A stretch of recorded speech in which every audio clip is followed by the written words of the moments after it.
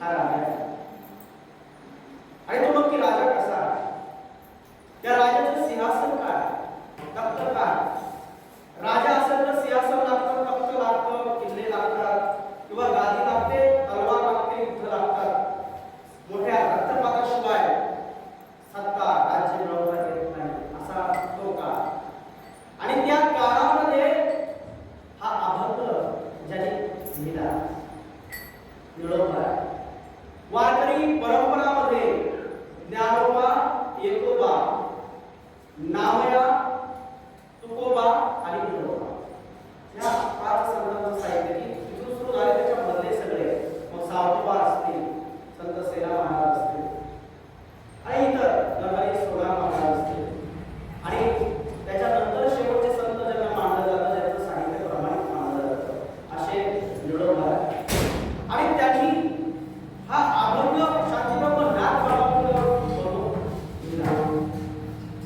हा अभंग लिहिण्याच्या मागचं कारण खरा विचार केला तर निळोबांचं नातं अतिशय घनिष्ठ नातं तुकोबाराशी होतं.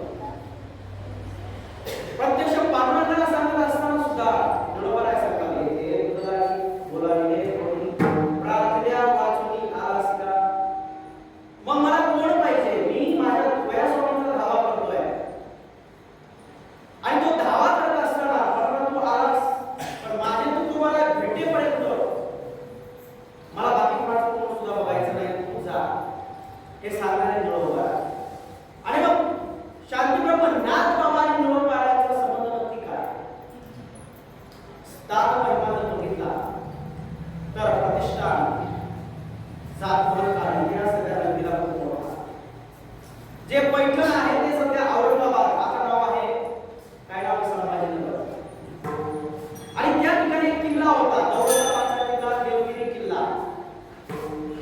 आणि मग त्या किल्ल्यावर आधी रामदेवरायांचं राज्य आहे आणि नंतर परकी सत्तांचं आक्रमण आहे. आणि अशा किल्ल्याचे किल्लेदार यवन राजवटीमध्ये जे जनार्दन स्वामी आहेत ते शांतीप्रभू नाथ बाबांचे होते. आणि एकीकडे पैठण हे प्रतिष्ठान असं त्याचं पूर्वीचं नाव. असे प्राचीन इतिहास असणारे ते नदी गोदावरीचा तट आहे आणि त्या काठावर असणारं या आवडपाड्या अंजनगर या ठिकाणी असणारं ते क्षेत्र आहे. सातवाहन काळातील जर इतिहास बघितला तर त्या राजाची ती राजधानीचं ठिकाण आहे. आज जरी गेलं कापसा नावाचं ठिकाण आहे गोदावरीच्या पलीकडं, त्या ठिकाणी इतकी उलथापालथ झाली भूकंपामुळं की आता सुद्धा उत्खनन केल्याच्या नंतर जे पुरातत्वीय अवशेष निघतात तर ते पालथे पडलेले गाडगे, बाकीचे दागिने असतील किंवा वस्तू असं सगळ्या पालथ्या पडलेल्या आजही दिसतात. त्यावर काय लक्षात येतं, ह्याची प्राचीनता राहिली आहे. हा झाला ऐतिहासिक संदर्भ. मग अशा प्रतिष्ठान नगरीचा राजशाही संदर्भ तो आहे. पण आजच्या अभंगामध्ये तो संदर्भ आणि ऐतिहासिक संदर्भ वापरण्यापेक्षा शांतीप्रभू नाथ बाबांच्या संदर्भानं आजचा अभंग या प्रतिष्ठानचाच नव्हे, प्रतिष्ठानचाच पैठणचाच नव्हे तर या आतापर्यंत झालेल्या सगळ्या संत परंपरांचा माझा नाथ आहे, माझा नाथ बाबा काय हे महाराज अभंगाच्या पहिल्या चरणात सगळं संतांचा स्वामी रामायणाचा रामायणाचा सगळं संतांचा महाराज स्वामी एकनाथ माझा. एकीकडे स्वामी निळोबा तुकोबांना मानतात आणि दुसरीकडे शांतीप्रभू नाथ बाबांना. भौगोलिक दृष्ट्या जर विचार केला तर अहमदनगर जिल्ह्यामध्ये पारनेर आणि पिंपळणे, त्यातील पिंपळणे हे गाव निळोबा आहे. आणि मग तिथून प्रत्येक महिन्याची वारी आपण पंढरीची करत असतो, म्हणजे निष्ठा वारी आहे, महिन्याची वारी आहे. तसं निळोबा आहे त्या ठिकाणावर पिंपळनेरवरून शांतीप्रभू नाथ बाबांची पैठणची वारी करत असतात. आणि मग नाथ बाबांची साधना करत असताना, उपासना करत असताना निळोबा आहे हे लक्षात आलं की शांतीप्रभू नाथ बाबांचा योग आहे. हा राजा नक्की कसा आहे. एक बाळ जन्माला आलेला आहे आणि बाळ जन्माला आल्याच्या नंतर त्याचा जन्म हा मूळ नक्षत्रावरचा आहे. मूळ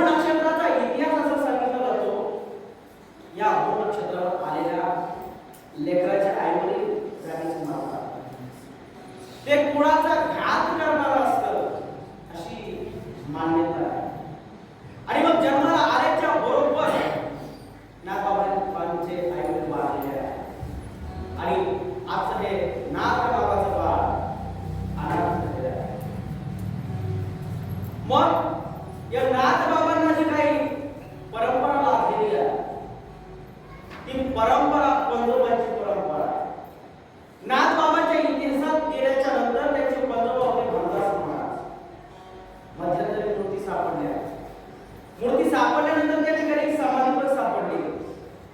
त्या मंदिरामध्ये एक समाधी आहे. कानापासून जसं झाले तशी एक समाधी आहे आणि ती समाधी ज्यांची आहे ते भानुदास महाराज.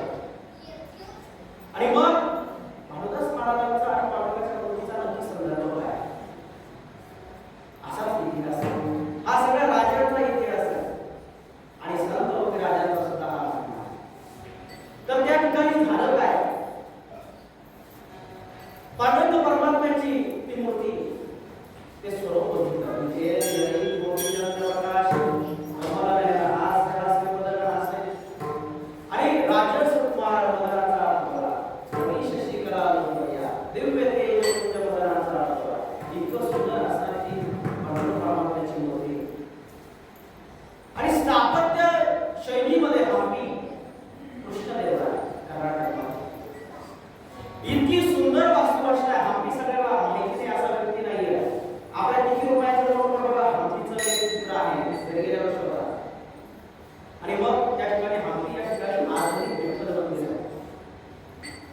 फक्त विठ्ठल मंदिर बांधलं कुणासाठी?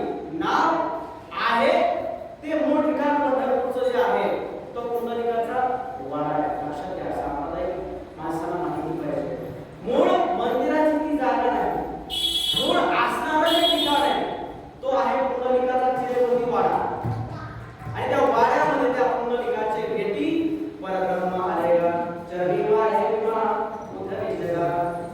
आणि मग मंदिर बांधण्याचा पहिला प्रयत्न कृष्णदेवरायाने केला आणि इतकं आखीव सुंदर सुंदर असं मंदिर बांधलं. त्या मंदिरात मूर्ती तयार करण्याचा प्रयत्न केला कृष्णदेवरायाने. पण पांडुरंग परमात्म्याच्या मूर्तीची सुंदर मूर्ती करताच येत नव्हती किंवा तितकी सुंदर मूर्ती बनवणं शक्य नव्हतं. मग करायला काय करायचं? आता काळ असा होता, तुम्हाला सांगतो इतिहास. पंढरपूरमध्ये गेल्याच्या नंतर बऱ्याच घरांना आसपासच्या वाड्यात तळ घडले आणि तळ घरामधून उयाले. जर परकी आक्रमण आले तर त्या शहराची पुन्हा पंढरपूर नगरीची पुन्हा बांधण्याची शैली बघा. वाडा आहे तळघरे, तळघराशिवाय त्या ठिकाणचा वाडा नाही. आज जे मंदिर आहे मंदिरापर्यंत प्रत्येक भिंतीचं वाड्याचं संरक्षण कवच आखलेलं आहे. शत्रू तिथपर्यंत पोहोचूपर्यंत तळघरातून जाता यावं, मूर्ती उचलता यावी ती लपवून ठेवण्यात यावी आणि परकी आक्रमण होत असताना ती मूर्ती सुरक्षित राहावी याची परंतु काळजी घेतली पाहिजे. हे ऐतिहासिक संदर्भ तुम्हाला आता सांगतो. आमचे मित्र आहेत, प्राचार्य आहेत, संशोधक करतात. तर त्यांना एक ऐतिहासिक दस्तऐवज सापडला. आपल्याकडे संशोधन करणारी व्यक्ती कमी आहे, साहित्य वाचणारे लोक कमी आहेत. त्याच्यामुळे आपल्याला सगळं माहिती भरपूर असतं पण विनाकारण चुकीची माहिती आपल्याकडे जास्त असते. तर त्या ठिकाणी मूर्ती कशी हलवली, पुन्हा कशी प्रतिष्ठापना झाली, त्या ठिकाणी कुणाचं आक्रमण होतंय, आजची नित्यपूजा काय, आजच्या पूजेचा प्रसाद काय, मला फार विशेष आश्चर्य वाटतं त्या कागदपत्रांचा की त्या प्राचार्य कदमांना ते भेटलं आणि त्यांनी ते पंढरपूरच्या जी आपली समिती आहे त्या समितीला बोलवलं जेव्हा त्या मूर्ती सापडल्या तेव्हा त्या काळात. आणि मग त्या पांडुरंग परमात्म्याची जी काही मूर्तीचा इतिहास छत्रपती शिवाजी महाराजांची नित्य उपचार पद्धती, नित्य पूजा कशी चालते इथपर्यंत शिवाजी महाराजांचं लक्ष होतं. तुकोबांच्या बाबतीत सुद्धा तितकंच लक्ष होतं. परंतु ते दस्तऐवज आपल्याला उपलब्ध झालेले नाही. ते आपलं दुर्दैव किंवा आपण त्या दस्तऐवजापर्यंत त्या पुराव्यापर्यंत आपण गेलेलो नाही. जेव्हा हा पुरावा सापडला शिवाजी महाराजांचं इतकं बारीकसारी तुळजापूरची आई जगदंबा, तुळजाभवानी, कोल्हापूरची आई जगदंबा, श्री महालक्ष्मी आणि पांडुरंग परमात्मा या स्वराज्याच्या अधिष्ठापना देवता स्वराज्याचे हे आत्मे होते, ऊर्जा स्रोत होते आणि यांच्या प्रत्येक क्षणाक्षणाची होणाऱ्या आक्रमणाची ती मूर्ती कुठून कुठं हलवली याचा सगळा इतिहास ऑन रेकॉर्ड आहे. हे खोटं नाही. आणि मग या इतिहासाचा असा भाग येतो बरकी आक्रमणामुळे आपल्या लोकांना मूर्ती लपवणं इतपत ठीक आहे, लपवली ठेवली त्याच्या सह्या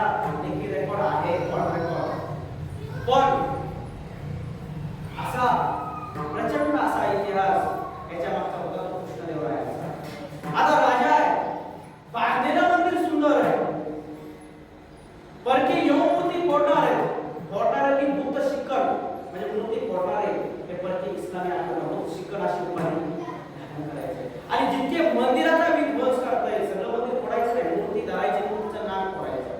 आणि आपली परंपरा अशी होती की मूर्ती भंगली म्हणून आपण टाकून द्यायचो. नंतर त्याच्यातून परकी आक्रमणापासून आपण धडा घेतला आणि मग शैव संप्रदायाने एक विशेष संकल्पना स्वीकारली. महादेवाचं शिवलिंग किती फोडलं तरी एक शिवलिंगाचा तुकडा असेल एक सेपरेट शिवलिंग होतो. ही संकल्पना मांडण्याच्या नंतर मी किती फोडत बसणार कुठेतरी छेद देण्याचा प्रयत्न करून या संकल्पनांची निर्मिती केली.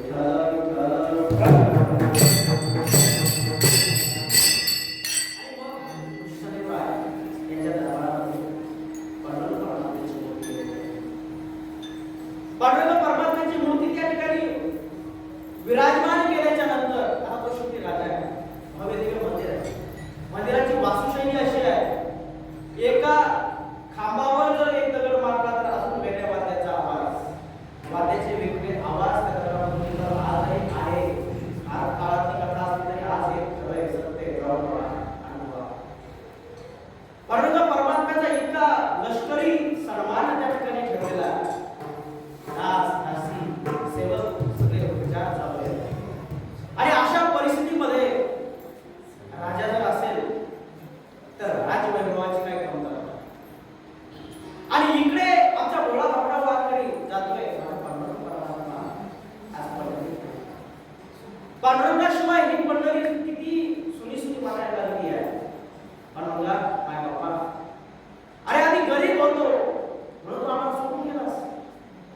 आज आम्ही ही भावना ठेवून होतो बाहेर उभा भेटीची आवडी कृपाळू तातडी पुकावेळ माझे जीवीची आवडी पंढरपाडी नवडी इतकं सगळं होतं. आपल्या मांडीला जाईल मी आता किंवा माझे माहेर पंढरी आहे बरेच्या तरी ज्या माहेरामध्ये मायेच नाही ते माहेर काय काम असेल.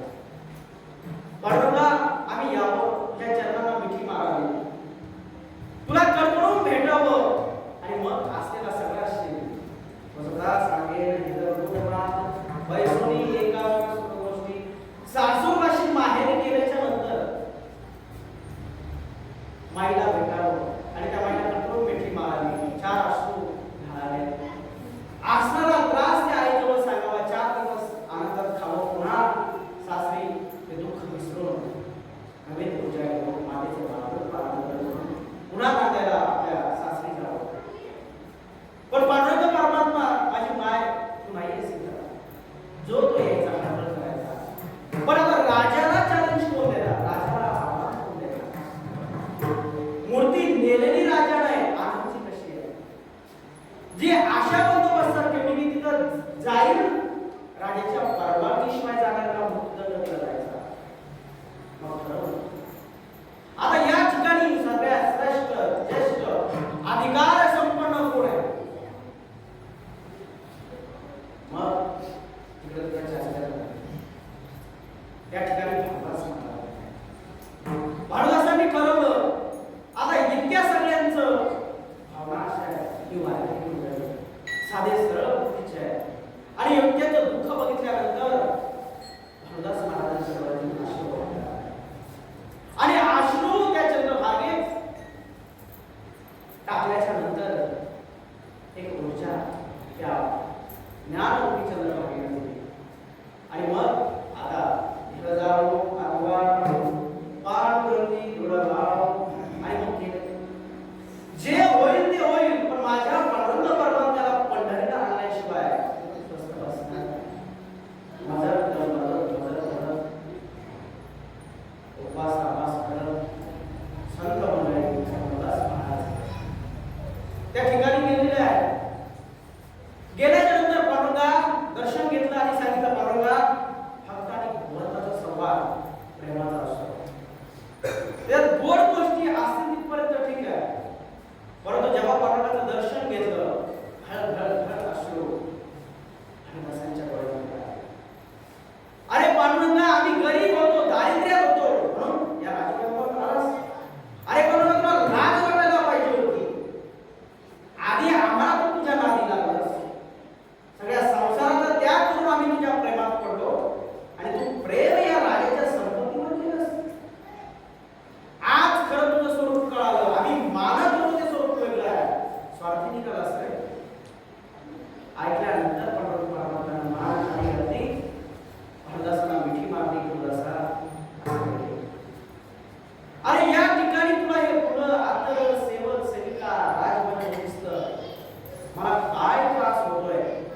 माझ्या काळजात सरकले.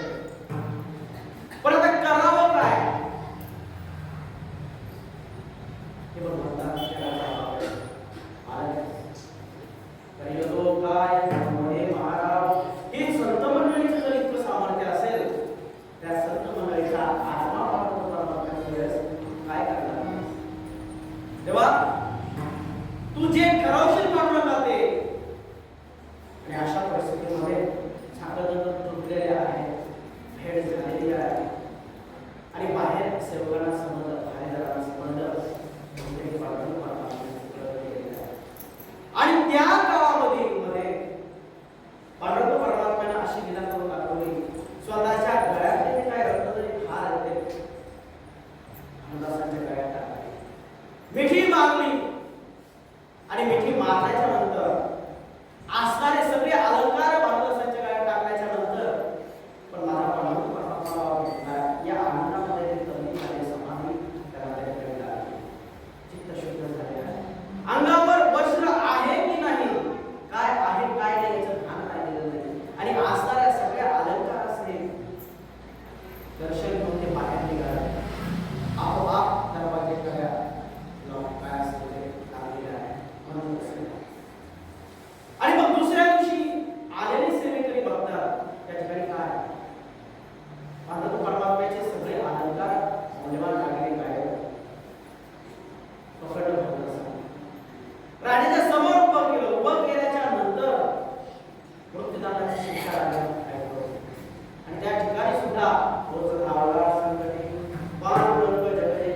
आणि मग राजाला खरी अंतःकरणाची कळवळ सांगितली हे राजा तू श्रेष्ठ आहेस, वैभव संपन्न जीवन आहे, पण आमच्या भावाच्या समोर त्या पांडुरंगाला तुझं वैभव हे तुच्छ आहे, तो विचारणारा नाहीये. आणि मग ती मूर्तीचं जे स्वरूप होतं ते स्वरूप अनुदासांना खांद्यावर ती मूर्ती घेता येईल लहान बाळाप्रमाणे आणि घेऊन येता येईल अशा पद्धतीचं जीवन. आणि त्या भानुदासांचं जी भाव होता जी भावना होती वरी आकाश जरी देव आकाश रत्नोक आहे ब्रह्म गोळ अंगार आहे तरी तुझीच वाटत आहे गावा. या अंतःकरणाचे लढवणी होते आणि भक्ती परमात्म्याची नेलेली मूर्ती त्या ठिकाणी आणली, जी स्थापना केली. आणि अशा कुळामध्ये जन्माला आलेले अनुदासाचे पुढे महाविष्णूचा अवतार आणि मग इतकं महान प्रार्थना हे महाराज महाराजांच्या रत्न आहे त्यांचे परत आणि त्यांची आज ही षष्टी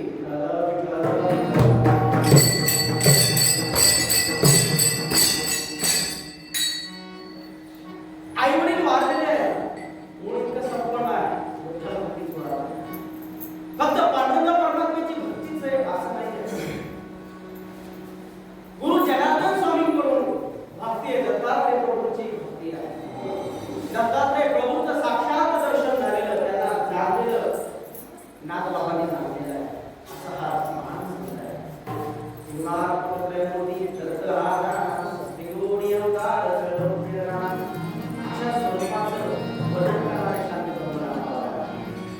मग पुढे देवगिरी किल्ला, किल्ल्याचे किल्लेदार आता शेवटी त्या किल्ल्याचा किल्लेदार म्हणजे किल्ल्याची जबाबदारी आहे. आणि अशा परिस्थितीमध्ये देवगिरी किल्ल्यावर जात असताना किल्ल्याचं वैशिष्ट्य सांगतो. आजपर्यंत जंजिरा आपण ऐकलेला आहे आणि तो आपल्याला परंतु देवगिरी सुद्धा जंजिऱ्यापेक्षाही भयानक देवगिरी किल्ला होता. आणि त्या देवगिरीचं सामर्थ्य असं होतं त्याची रचना शंकराकार काही ठिकाणी आहे, त्या ठिकाणी मंदिर सोडलेले आहे, त्याचे खंड गरम कडेलो भयानक असं वास्तू सापडत आहे. त्याला जिंकता आलं ते फक्त बंद पिटुरी करून आतला व्यक्ती फुटला तरच तो किल्ला जिंकता आलेला अशी घटना एकदाच घडली त्या किल्ल्याच्या आयुष्यामध्ये. मग त्या ठिकाणी हिंदू जाणत्या राजांचं राज्य असो किंवा यवन आक्रमण असो, आक्रमणकार सत्ता असो, मोहम्मद खिलजींचं आक्रमण आपण पिक्चरला मागच्या वेळेस तर खिलजींच्या आक्रमणापर्यंत सुद्धा तो किल्ला कोणाला जिंकता आलेला नाही असं त्या किल्ल्याचा इतिहास आहे. आणि अशा अभेद्य किल्ल्याचं अजिंक्य किल्ल्याचे किल्लेदार आहेत. किल्लेदार म्हणजे काय, राजाच्या नंतर सगळ्यात महत्त्वाचा असतो किल्लेदार.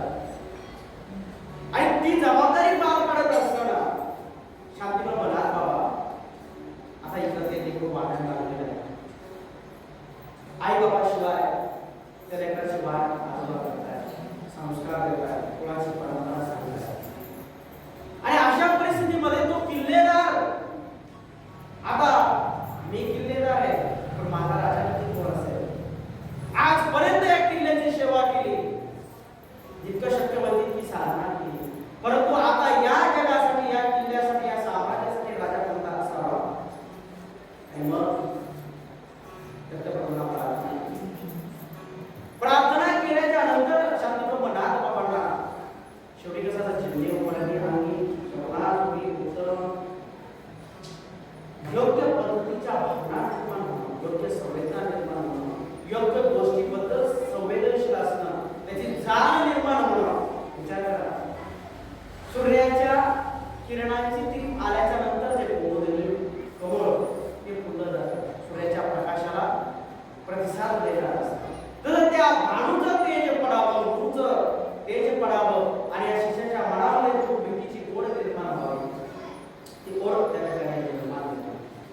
आणि ती ओढ निर्माण झाल्याच्या नंतर हे नाथा मी तुझी वाट बघतोय. अरे या फुटलेल्या पिसलेल्या समाजासाठी, या परकीय आक्रमणाच्या काळातून, या करार काळाच्या दाबीतून वाचवायचं जर असेल ना नाथा, तू आनंद नाहीस तर तुला या आडाचा नाद व्हावा लागेल, तुला राजा व्हावं लागेल.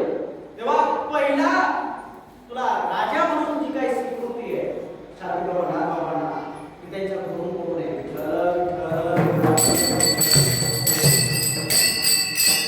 आणि राजा म्हणून कोणी स्वीकारावं? एका किल्लेदाराला. दुसरी स्वीकृती आहे, नंतर आल्याच्या नंतर साधना केली. आजही किल्ल्यावर जाताना डाव्या बाजूला शांतीप्रभू नाथबाबा या ठिकाणी असत, त्यांचे गुरु या ठिकाणी असत आणि दत्तात्रय प्रभू आणि नाथबाबांची किंवा त्याचा संवाद चालत असेल, भेट होत असेल, ती गुहा आहे. दुसरं प्रकरण असं होतं, शांतीप्रभू नाथबाबांची पूजा ह्या सुंदर चालू आहे, संसाराने चालू. आता काळ इतका भयानक आहे. 12-13व्या शतकामध्ये मौली ज्ञानोबांची संजीवन समाधी झाल्याच्या नंतर 16व्या शतकात समाधी 16वा 13वा आहे, 13वा शतक असेल, 13-14वा शतक, 16 नाही, 16 शिवाजी. काल सुद्धा आपल्या लक्षात ठेवायला पाहिजे, 16वा शतक शिवाजी महाराजांचा एक तुकोबा आहे, 12 शतक नामदेव महाराज आणि इतर सगळे संत तुकोबा आहे, संत सोडायला संत जनाने, मौली ज्ञानोबांनी चारी भगवंत आणि त्याच्यानंतर संत सावदा बाबा, संत गोरोबा आहे, इतकी सगळी संत मंडळी 12वा शतक. आणि यांच्यानंतरचा काळ जो येतो या महाराष्ट्राला विस्मरण पडलेला आहे. सगळीकडे भ्रमण करत असताना परकीय आक्रमण कसे नामदेव महाराज तीर्थावळी प्रकरणामध्ये तीर्थावळी आणि समाधी संजीवन सोहळ्याचे प्रकरण आहे. दोन प्रकरणामध्ये याचं वर्णन करतात. ही सगळी संत मंडळी परिक्रमा करण्यासाठी, हा देश बघण्यासाठी बघितल्यानंतर कळतं येणारा काळ भयानक आहे. येणारी आक्रमण इतकी प्रचंड आहे, किती लवकर हा समाज दूषित करून सोडून चालता येत नाही. आता करायला काय पाहिजे? मग जितकं जास्त होईल तितकं समाजाला एकत्र करावं, चळवळी सुरू कराव्यात, याची जाण करून देणारे हे संत नामदेव महाराज, संत ज्ञानोबा आहे. आणि या संतांनी केलेलं कार्य त्या काळात तुम्ही विचार करा, 12व्या शतकामधला काळ सांगतो, वाळवंटामध्ये एकत्र आलेले आहेत. आणि त्या वाळवंटाचं संचालन कोण करते? संतांच्या ती जणाई आहे. आणि ती जणाई ज्ञानोबांना सांगते, तरी म्हणे ज्ञानदेवा बोला अभंग. आणि मग ज्या मंदिरामध्ये बंदी होती त्या पांडुरंगा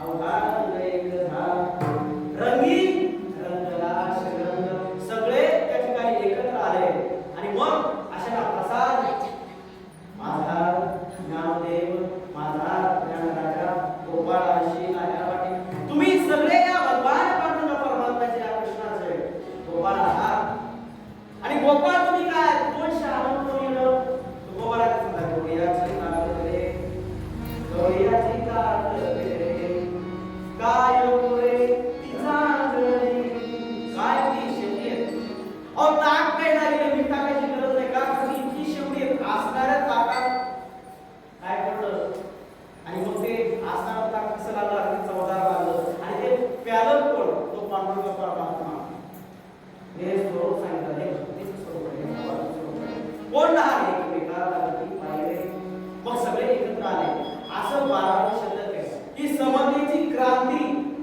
12व्या शतकामध्ये होती कुठं होती चंद्रभागेच्या बाळवंतात पण आपल्या महाराष्ट्राची दुर्गती म्हणा किंवा काय असेल ते ही समतेची क्रांती फक्त वाळवंटापुरती मर्यादित राहिली ती त्या संतांना अपेक्षित होतं वारीच्या निमित्तानं येतील इथली समता घेतील गावात घरात ही समता नांदेल हा भक्ती भावाची रोजगार प्रत्येक घरात होईल इतकं सामर्थ्य इतकी क्रांती इतकं तत्वज्ञान इतकी वैचारिक बैठक त्या महाराष्ट्रात सामोरं आणि मग या संतांनी ठरवलं पुंडलिकानी हे ठरवलेलं होतं हे ठरवल्याप्रमाणे या संतांनी पुंडलिक भक्तराज मुनिश्रेष्ठ त्यांना जाणून घ्यायचं जर असेल तर हे जे काही कार्य आहे संत साहित्य आहे सगळं वाचलं की मग पुंडलिक परमात्मा कळतो आणि मग पांडुरंगाचं खरं स्वरूप कळतं आणि मग ही समता मला सांगण्याचा उद्देश आहे इतकं परिपूर्ण जीवन परिपूर्ण विचार समता सामर्थ्य 12व्या शतकात जर दिला असेल तर पुन्हा 14व्या शतकामध्ये काय नाही सगळा समाज बरोबर केला इंद्रही दाखोबाच्या काळात तर विचारच करायचा नाही जाती भेद काय होते काय काय होतं आतापर्यंत महाराज शिवाजी महाराजांचा किती लढा झाला वयाच्या 40 वर्षामध्ये देह त्यागावा लागला याच्या 100 वर्षाचं शरीर 40 वर्षामध्ये लढून संपवलं म्हणजे तो लढा कसा असेल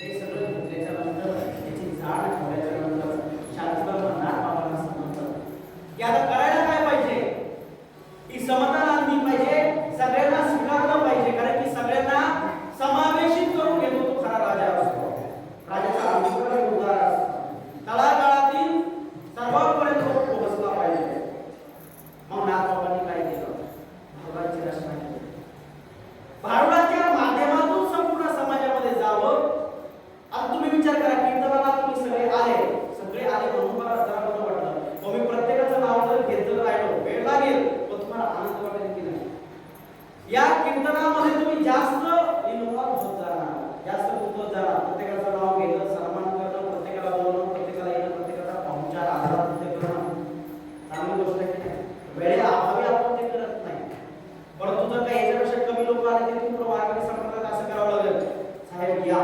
पांडुरंगाच्या आधी येणाऱ्याचे स्वागत करावं लागेल अशी वेळ येऊ नये पण ती येऊ शकते कारण की वस्तुस्थिती अशी आहे सत्य सार हे स्वीकारायला समाजाने तयार भ्रमित करणारं हे जग आहे पण या संपूर्ण जगाला या संत साहित्यानं विचार केले प्रगल्भ विचार केला आणि सांगितलं आधी गावड करा तुम्हाला वाचनाला कोणी येणार नाही तुम्हाला तुमचं उद्धार तुम्हाला स्वतःला करायचं आणि मग त्यासाठी साहित्य रचलं सांगण्याचा उद्देश हा होता जोशी समाजाला स्वीकारला वासुदेव स्वीकारला मी वासुदेव राहतो किंवा वासुदेव वासुदेव म्हणा मी वासुदेव वासुदेव म्हणा तुम्ही वासुदेव वासुदेव म्हणा आंधळा कोणी स्वीकारला उपेक्षित वंचित करत नाही आज हे आंधळ पांढळ गतीमध्ये म्हणता येत नाही बरं आता दिलेल्या शब्द आला ते म्हणण्याचा अपमान आहे नाथबाबांनी आंधळा स्वीकारला पांढरा स्वीकारला तुम्ही सुद्धा या समाजाचे घटक आहात बरोबर आता ते सांगण्याची क्रिया वेगळी असेल बरोबर पाठ केले देव्या बहु शिस्ताने किंवा आंधळा झालो याची बहिरा झालो याची मुका झालो वाचा केली फोटो पंडित राहत नाही ते स्वीकारलं पण प्राण्यांना सुद्धा स्वीकारलं जोशी स्वीकारला पिंगळा स्वीकारला पिंगळा मागवाली कोणी बोलत होते का पिंगळा आणि त्या पिंगळ्याने काय सांगितलं बघा पिंगळा तो एका अभ्यास शास्त्र मना बाबांचा होता की तो पिंगळा येतो कोणी वाजवतो आणि तो सकाळच्या वेळेला तो झाडाच्या खाली उतरत नाही तिथून मग त्या आईबाईने जायचं सुपात धान्य वाढवायचं आणि तो जागा करत असतो संतांनी जसं सांगितलं संत स्वतःला पिंगळा समजतात पिंगळा समाजातला स्वीकारला पण पिंगळ्याच्या दुःखातून जो भाव बदलला स्वतःच्या अंतःकरणातून तो भाव स्वीकारला आणि जर हे जरी नाही ऐकलं तर मग काय होईल दुसरा आणि मग सरळ शेवटी पा अलका फुलले सरळ शेवटी पा बघा ऐका आणि जर ऐकलं हे सांगितलं येडका येडका मरण तो केवळ पंचानना येडका मरण तो केवळ पंचानना ते येडक्याने काय काय केलं भगवान शंकरांना मदत त्रास दिला परंतु भगवान शंकरांना त्याला मदनाची त्रास दिली आयशिया पडला म्हणीचा किंवा लाज करू म्हणून एक कोळसा काम केला त्यावर ज्ञानेश्वर सांगतात आणि अशा परिस्थितीमध्ये काय झालं काही प्रॉब्लेम काय नाही ना मग स्वीकारलेले सगळे तळागाळातले सगळे सगळे माळी कोळी महार सगळे पात्र स्वीकारले आणि सगळ्याला सांगितलं या माझ्या भक्तिरूपी साम्राज्यामध्ये तुमचा सगळ्यांचा वाटा आहे आणि मग त्याचे जे काम आहे त्याचे गुण आहेत अवगुण आहेत अनुभव स्वीकारला म्हणजे सांगायला गेलं तर भरपूर एवढं त्याच्यानंतर इतकंच नाही तर बिंदू स्वीकारला काय स्वीकारला काय मी करू मित्रावर आणि मग त्यांनी काय केलं ते बिंचवाच्या आता बिंचवाने ठणका दिल्यानंतर तुकड्या होणार ज्याला संवेदना आहे त्याला तरी वेदना होते ज्याला आणि आता त्याचा भाग वेगळा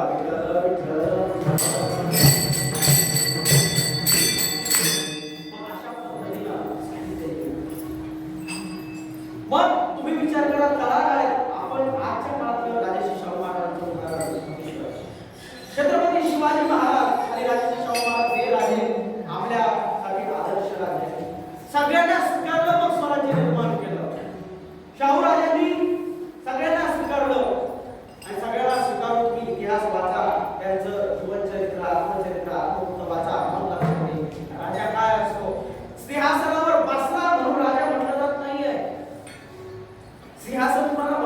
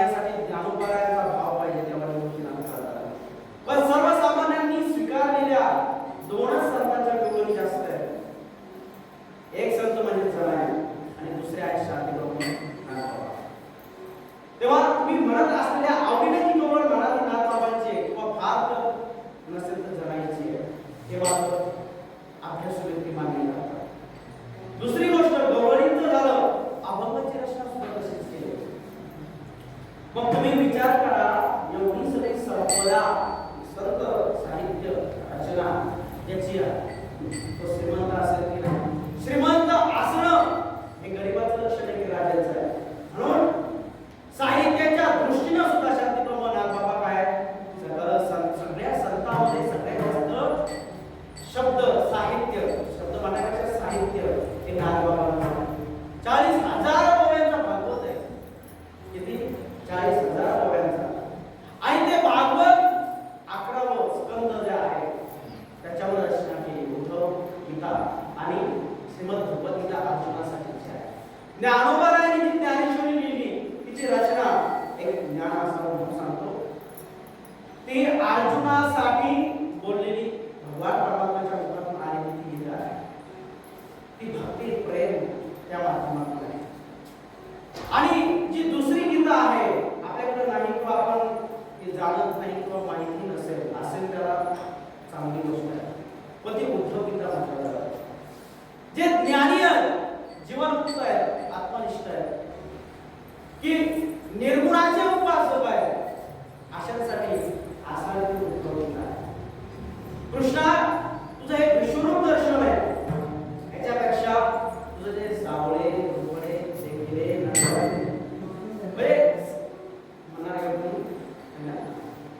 तर जे तुझं मूळ रूप आहे, 2 हात आहेत त्याच्यामध्ये वेगवेगळे आहे, तू बोलतोस हे जे सावळ रूप आहे ते सगळ्यात श्रेष्ठ आहे. त्याला मिठी मारता येतं, त्याच्याशी बोलता येतं, त्याच्याशी मानता येतं, त्याच्याबरोबर बसता येतं, 2 घास त्याला भरवता येतात, 2 घास त्याच्या हाताने खाता येतात, 2 अश्रू त्याच्यासमोर ढाळता येतात. फार दुःख झालं तर त्याच्या गळ्यामध्ये मान टाकून मन मोकळं करता येतं. असं तू मला पाहिजेस असं आपण सांगतो. आणि तू असो किंवा नसो तू चराचरात आहे असं सांगणारा उद्धव आहे. म्हणून उद्धव गीता.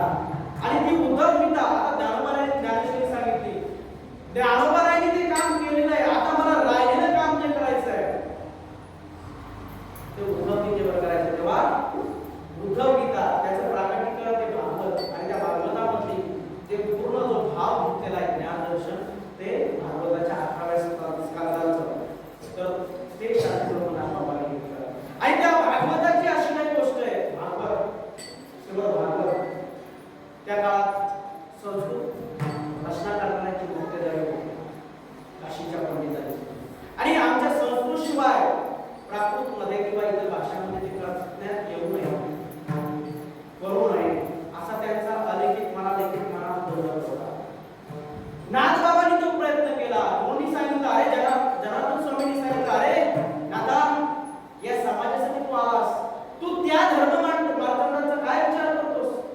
ते त्यांचे स्वयंघोषित असतील, पण या जगानं स्वीकारलेला या अनाथांचा नाथ तू आहेस, याचा राजा तू आहेस, उचल लेख घे. तसं जिजामातेने शिवराजांना सांगितलं, उचल तलवार आणि लढ. तसं ही जनार्दन रूपी माता नाथबाबांना सांगते, लेखी उचल आणि लेख. 5 पर्यंत अध्याय पैठणमध्ये लिहिले, त्याच्या पुढचे भाव 21 आहेत. आणि मग ते काशीमध्ये जाऊन लिहिल्याच्या नंतर इथले 5 झाल्याच्या नंतर एक त्यांचा शिष्य काशीमध्ये गेला आणि ते वाचायला बसला.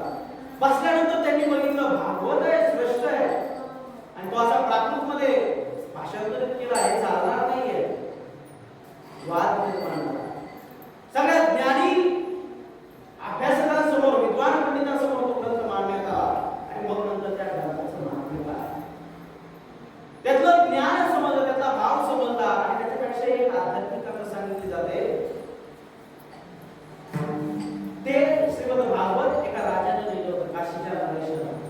त्याच्यानंतर लिहायची परवानगी होती. आणि त्या राजाला राजाच्या आव्हानाचा संदर्भ देतो, त्या राजाला चॅलेंज देतो की काय, व त्या राजाला चॅलेंज नको म्हणून त्या राजाच्या ग्रंथाबरोबर नाथबाबांच्या या ग्रंथाची तुलना मानते. पण तुलना करणारे माणसं असतील तर त्याच्यामध्ये हस्तक्षेप करतील. जो निरपेक्ष विचार करणारा परमात्मा आहे काशी विश्वेश्वर, मंदिरामध्ये ते दोन्ही ग्रंथ ठेवण्यात आले. एकावर एक ठेवण्यात आले. म्हणतात काय ठेवण्यात आले, कसे असतील तो काळ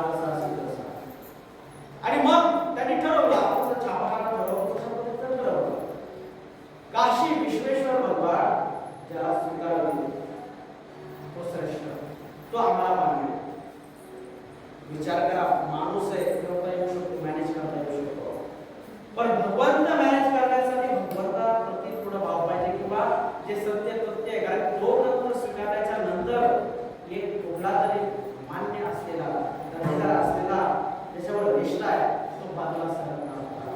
एकाचं अस्तित्व बाजूला सरकण्याची जर वेळ जर असेल तर ती जीवन मरणाची लढाई होती. विठ्ठल विठ्ठल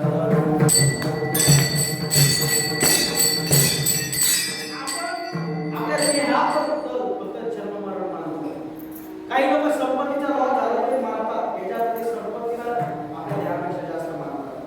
काही लोक सत्ता मिळाली नाही तर आत्महत्या करतात, सत्तेला स्वतःच्या जीवापेक्षा जास्त मानणारे आहेत. काही पुत्र प्रेम पुत्रीवर प्रेम जर असेल तर त्यांच्याकडून घडलेल्या चुकीमुळे स्वतःचं जीवन संपतं. याच्या पुत्र किंवा कन्या यांच्यावर त्याचं प्रेम असू शकतं, प्रेमाचा भाव वेगळा असू शकतो. पण साहित्यिकाच्या दृष्टीने साहित्यिकाचं प्रेम ग्रंथावर असतं. तुकोबांना सगळ्यात जास्त त्रास समाजाला दिल्यानंतर झालेला नाहीये.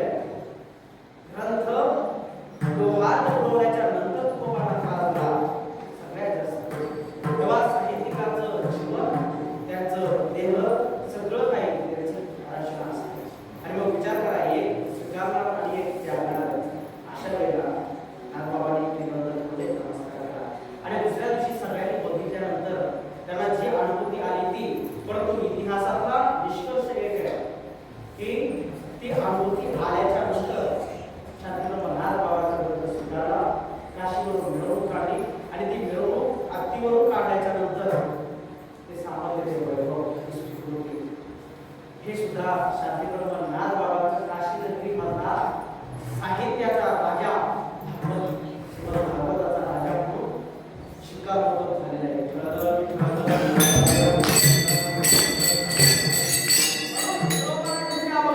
ज्याचे वाचन भागवत प्राणी होय जीवनमुक्त किंवा जो वाचन करेल तो या ठिकाणी जीवनमुक्त होणार.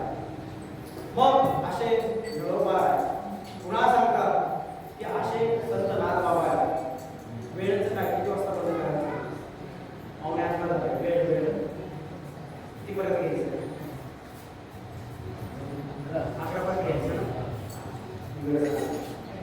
मग इतकं साहित्याच्या दृष्टीने राजा घर जर बघितलं तर नाथनाथ बाबांच्या घरी दररोज परमात्म्याला पुरणपोळीचा नैवेद्य होता. आता आपण निवड तयार करतो, नैवेद्याबद्दल जात नाही, किती जेवण सारखं फिरवतो त्याच्या फोटो टाकतो आणि येतो.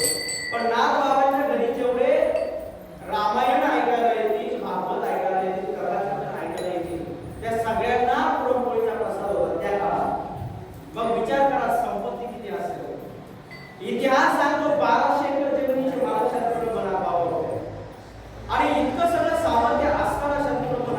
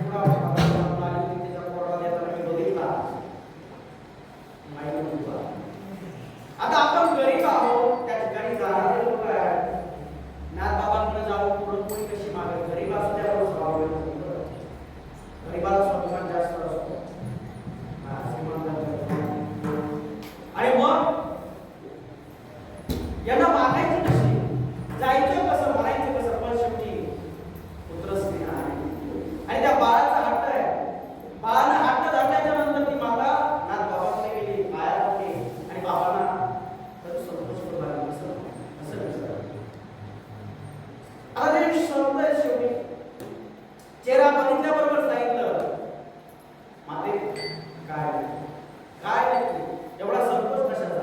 विचारल्यानंतर सांगितलं, बाबा माझा मुलगा आहे, परिस्थिती अशी आहे, पण पुरणपोळीसाठी पुरणपोळी मिळाली नाही म्हणून तो 4 दिवस उपाशी बसला आहे, मी जेवणार नाही म्हणतोय. बाबांनी सांगितलं, नाद बाबांकडे भूतदया इतकी मोठी होती. भूतांचे पालन किंवा भूतदया हे भांडवल संस्था, भूतांची ते दया हे भांडवल संस्था. आपल्या स्वप्नात घाबरत ते होत नाही, ते बावळ बाबांचे दर्शन त्याच्या स्वप्नात येतं ते हे तिथेच होतं, त्या भूतापेक्षा चित्र होतं आणि ज्याला भीतात ते तर त्याच्यापेक्षा आहे. आपली श्रद्धा संतांवर नसते, आपले श्रद्धा संत साहित्यावर नसते, चांगलं काम सांगणाऱ्या व्यक्तीवर नसते आणि भूताळांजवळ विश्वास आपण 2 मिनिटात ठेवतो आणि परिणामी आपलं जीवन संत साहित्याला उज्ज्वल न होता भूताळासारखं जीवन जगतो. आणि असं भूताळाचा विचार करून मानवाने काय होणार? अनंत काल यांच्या प्रमाणे स्मरण भूताळाच्या त्याच गतीला जा. आपल्या जीवनाचा योग्य अर्थ आपल्याला कळाला पाहिजे म्हणून संत विचार आहे. मग त्या संत विचाराच्या सानिध्यात गेल्याच्या नंतर होतं काय? गावबाय आई घरी सांगितलं जातं, आल्याबरोबर तो उडी मारतो. आता शेवटी लहान बाळ आहे, आपले प्रोटोकॉल कथा संत काय लहान बाळाला कळतं काय? आल्याबरोबर नाथबाबांना दर्शन, आईने सांगितलं म्हणून दर्शन घेतलं, स्वतः घेतलं नाही. आणि मग काय काय काय झालं? हो बोलले, देणार म्हटले, देणार म्हटले, देणार म्हटलं. नाथबाबांना म्हणला, हात पुढे केला, पुरणपोळी द्या. आता त्या ठिकाणी आईसाहेब घ्यायच्या बाबा पुरणपोळ्या भाजताय, पांडुरंग परमात्म्याचा नैवेद्य तयार होतोय आणि अशा वेळेस नाथबाबांनी सांगितलं, विचार पुरणपोळी दिली, 4 दिवसाचा उपाशी आहे, एकीकडे पूजा व्हायची आहे आणि अशा वेळेला त्या बाळाला दिल्याच्या नंतर मग पुढे काय बसलं ते 1 दिवस पुरणपोळी दिली. दुसऱ्या दिवशी आलं पण नाथबाबांनी अशी सवय जर लागली तर आपल्या साध्यात पार करू शकतो. मग आता संतांचा विचार हा संतांप्रमाणे उच्च असतो. बघा, नाथबाबांनी विचार केला, हा आला खाल्लं की हा पळून जातोय, हा थांबत नाही. मग याला या ठिकाणी थांबवणं, याला संत विचार देणं, संत विचारातली सुधारणा करण्यासाठी काय केलं पाहिजे? हा आला पाहिजे, नक्कीच आला पाहिजे, हा थांबला पाहिजे, थांबलाच पाहिजे. याला ज्ञानरूपी प्रसाद पण मिळाला पाहिजे आणि याला पुरणपोळी जी इच्छा आहे ती पण पूर्ण झाली पाहिजे. आपण एक विचार करतो, संत भाऊ आयानी असतात.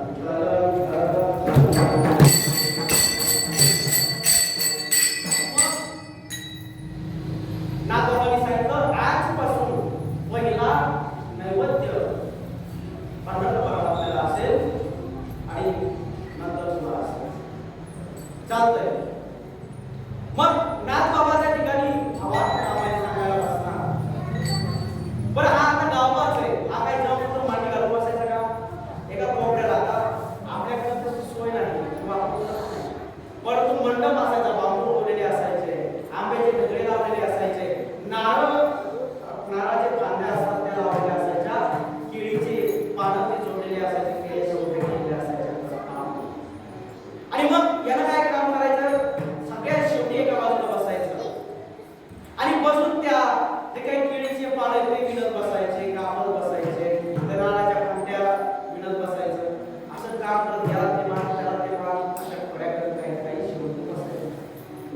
आता काय करायचं? बरं, आज तरी याच्या सुधारणा होईल, उद्या तरी होईल. एक दिवस एक बसलेला लागला तर ते माणूस होता, त्याच्या डोक्यातच तो खंडा पडला. आता काय करायचं? संत राहत नाही, संत प्रेमानं जवळ घेतात, समजावून सांगतात, पुन्हा जागा बदलली, पण शेवटी हा गाव जागा बदलून जरा पुढच्या बाजूला परत म्हटला, हे काय तिकीट लावली दररोजची, दररोज ऐकायचं इतर मोठी शिक्षा झाली. मग आईला फोन केला, आईला सांगितलं, आई आपली बोली काय होती? पुरणपोळीची.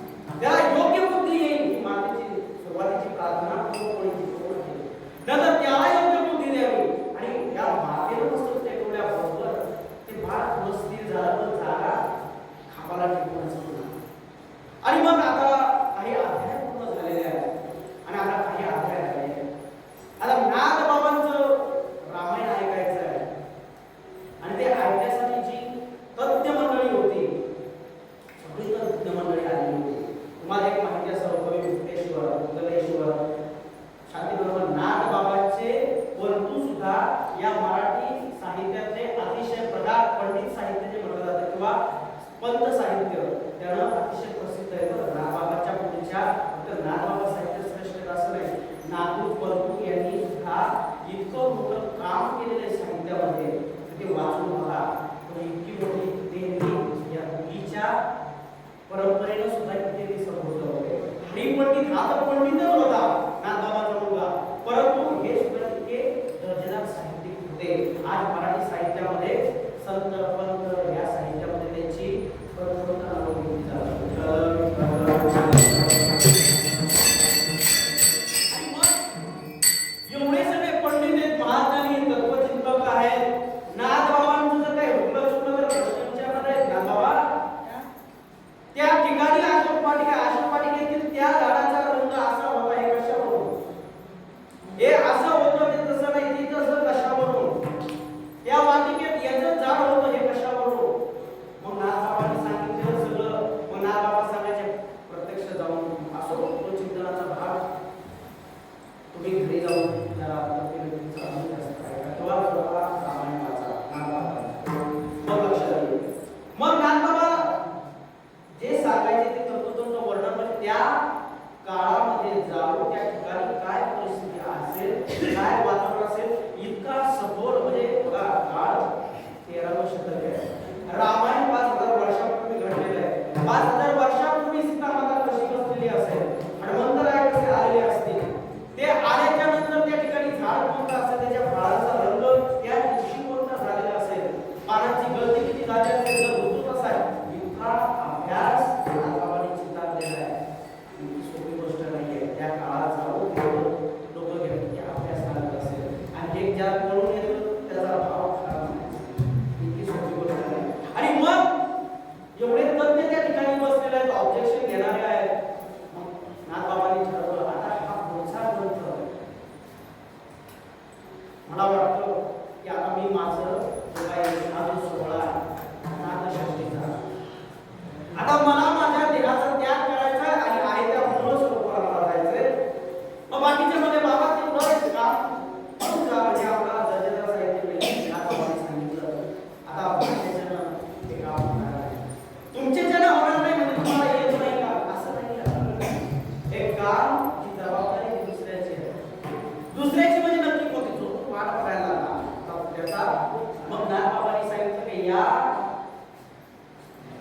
ग्रंथाचा अधिकारी हा सामर्थ्यवान आणि अशा सामर्थ्यवान व्यक्तीला मी हे पुढचं माझं काम देणार आहे, उत्तराधिकारी नेमणार आहे की त्याला हा काम पूर्ण करावा.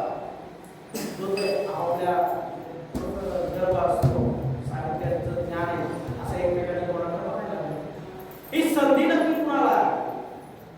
मग असं होत असताना नाथबाबांनी नाव जाहीर केलं गावा.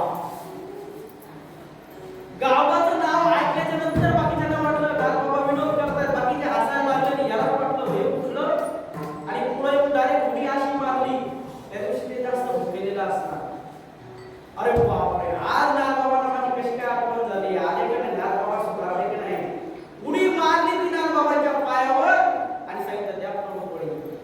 नाथबाबांनी सांगितलं मस्तकावर आपल्या वडी पैसे दिले किंवा आपल्या समान आपल्याप्रमाणे करती तात्काळ. मग नाथबाबांनी काय केलं, हात ठेवला मस्तकावर, हात ठेवला मस्तकी, प्रसाद देवनी केले सुखी आणि मग सांगितलं बाबा आजची पुरणपोळी खाऊन तू काय करशील रे, असणारं शरीर हे नष्ट होणार आहे, नश्वर आहे, पण तुला अशी पुरणपोळी दिली आहे माझा उत्तराधिकारी या ग्रंथानं आश्रमात गुंतून राहण्याचं जीवन दिलं. मस्तकावर हात ठेवल्याबरोबर गावाला असं काही ज्ञान प्राप्त झालं की आजही तो ग्रंथ नाथबाबा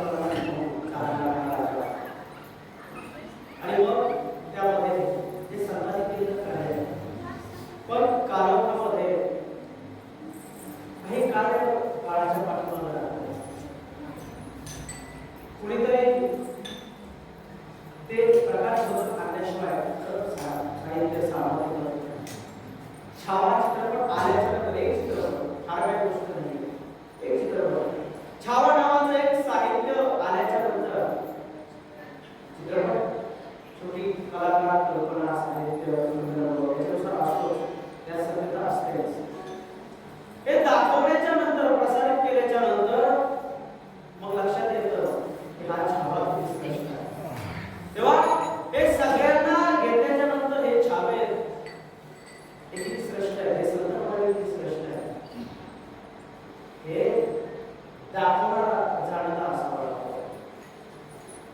तो समाजाला आणि संतांना स्पर्शून जाणारा असावा त्याच्या भावना जाणणारा असावा त्या भावना प्रज्वलित करणारा असावा जेव्हा त्या भावना प्रज्वलित केल्या जातात तेव्हा तो समाज एका ध्यानाकडे येतो आणि काळ असतो शेवटी विचार करा तुमची आमची काळाची कसोटी आहे असं नाही आहे अवतार जे आलेले भगवान कृष्ण आल्याच्या नंतर तुम्हाला एक सांगतो भगवान कृष्ण सुद्धा सांगतात संभवामी विजय परिकरणाय विनाशाय धर्म संस्कार करणाय संभवामी मी गीता ज्ञान दिलं पण गीता ज्ञान दिलं तुझं विश्व सगळं सुधारणा झाली असं नाही अरे माझ्याच मुलाने किती कसे दिले माझं न ऐकणारे आहेत आणि ऐकणारे ऐकलं ते तवलेले आहेत आणि नाही ऐकलं ते बुडलेले आणि मग मला यावं लागतं ज्ञानवाला कोणी सांगली कावेरी काळजी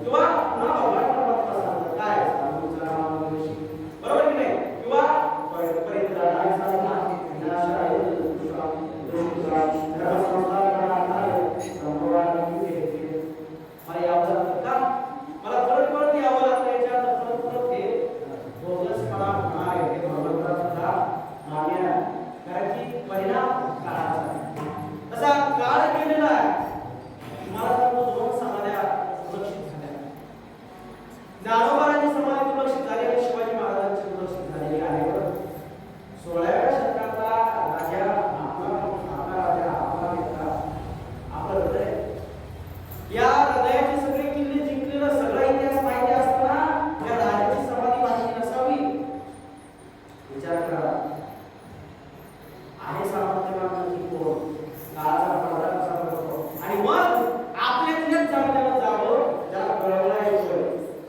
जावं समाधी शोधावी व्यवस्थित करावी आणि मग गुरुवारी भूषण अशा नावानं पोवाडा घ्यावा आणि मग ती शिवजयंती सुरू करावी आता ते काम तुझं सामर्थ्य त्यांना ज्ञानी पुरुषाला दाखवावं लागतं तेव्हा शिवजयंती आणि मग ज्ञानोबारांची समाधी त्या ठिकाणी कुठे आहे माहिती नाही शोधायची आहे परंतु कारोबामध्ये ज्ञानेश्वरीचे ते आपलं साहित्य दिलं ज्ञानेश्वरीच्या नावानं खपायला लागलेलं आहे आणि अशा परिस्थितीमध्ये नाथबाबांनी काय केलं नाथबाबांनी केलेलं कार्य त्या कार्याला प्रवृत्त करण्यासाठी ज्ञानोबारांना असं बोललं नाथबाबा स्वप्नात गेलेले आहे आणि सांगितलं माझ्या कंठाला मुली लागलेली विचार करा मला एक सांगा फक्त 5 मिनिट घेतो आणि मला वाटतं वेळ प्रमाणात उशीर असतो वेळ थोडासा थोडासा वेळ घेतो मला माहिती असावं म्हणून सांगतो की मला त्यातलं काय काम आहे तो माहिती असावा माझ्या कंठाला मुली लागली हे निमित्त आहे कारण सांगण्याची भाषा आहे परंतु वस्तुस्थिती सांगा ज्ञानोबारांचा योग्याचा दे हे तर योग्यांचे आणि मग ती समाधी आहे समाधी प्रकरण वाचा सगळं कशी गेली देवळी जाती ज्ञानेश्वर वैष्णवया आणि मग ती सगळी परिस्थिती नामदेवराय वर्णन करतात बसलेले आहेत बसल्यानंतर आता परमात्मा आहे नामदेवराय सर्व ज्ञानेश्वरी केली आणि मग ते केल्याच्या नंतर झाले ब्रह्मपूर्ण ज्ञानदेव आणि ज्ञानोबारायच्या नंतर काय झालं समाधी सोडणार असताना डोक्याचं शरीर काय होतं जे वायू तत्व आकाश पृथ्वी पंचमहाभूतांनी बनलेलं